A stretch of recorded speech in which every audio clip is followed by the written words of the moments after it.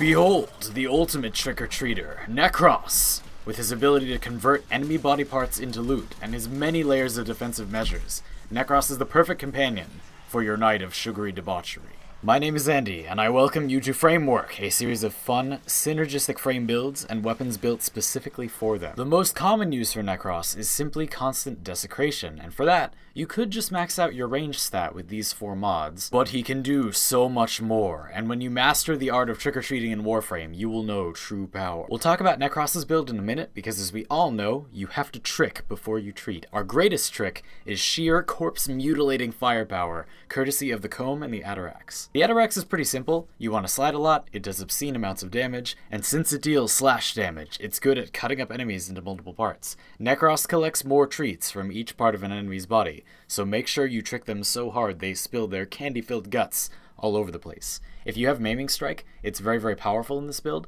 but if you use the setup you see before you, it will still be effective as well. This build for the Kohm achieves 100% status before multi-shot.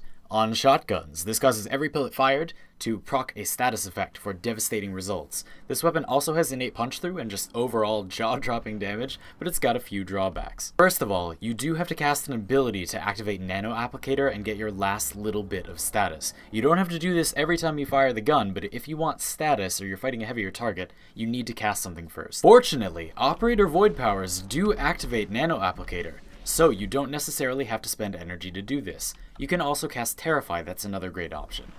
The second drawback of the Kohm is that it chews through ammo like crazy, but as long as you keep chopping up bodies, Nekros can keep trick-or-treating the hell out of them, and you'll be able to cram those sweet candy bullets back into your gun to keep it chugging.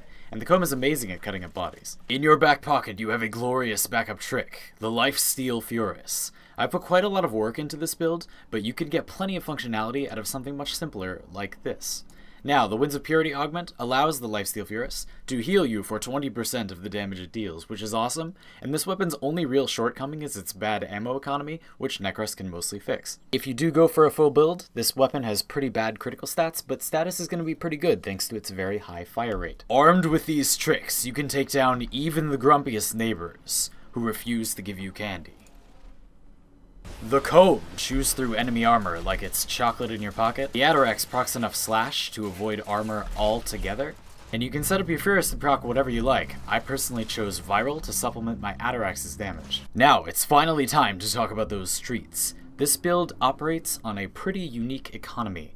Health orbs created by your Desecrate become delicious energy shots that keep you going all night. But the result is that this build is very tight. Despoil makes Desecrate cost health, which allows it to pay for itself through the health orbs it generates. Those health orbs give you tons of armor and energy, thanks to health conversion and equilibrium. And using all of that energy, you can cast your Shadows of the Dead frequently, despite having low efficiency, and your Shield of Shadows alongside Blind Rage gives you another powerful layer of damage reduction on top of your armor. Vitality and Primed Continuity give you the health pool and timetable you need to keep all of this going, and Cunning Drift ensures that you can reach enough trick-or-treating houses in time to maintain the sugar rush. Finally, Soul Survivor allows you to treat your allies to a revive from range, and the energy cost is easily recouped since you'll constantly be losing small amounts of health and picking up self-generated health orbs that also give energy. Got all that? It's not as hard as it sounds when you're actually playing this build. Start off by turning on your Desecrate at the beginning of the mission, and make sure to turn it back on if you jump into a nullifier bubble or fall off the map or something. Then all you have to do is trick people to death until you have enough treats to survive heavier fire. After your first few enemies, you can start going pretty hard, but if you start taking too much damage, cast Shadows of the Dead for that extra layer of defense and cover.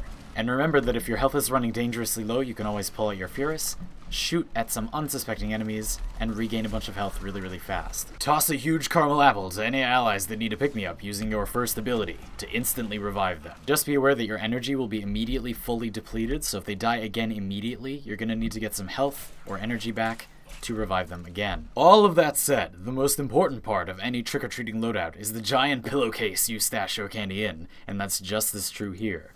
Carrier comes through for you with massive ammo stores, helping to keep your ammo-hungry guns loaded. The Kohm needed Carrier, Nekros' Desecrate, and Shotgun Scavenger to fix its ammo economy, but we had the technology. It's especially important that you keep your Sentinel alive for this build because of the critical role of health orbs. Nobody wants to find a hole in their candy pillowcase, and Carrier is the perfect durable companion, with top-of-the-line defensive stats that will keep it alive throughout the night. Nekros is a wise trick-or-treater, so he's at his happiest when there are lots of enemies to trick and plenty of treats.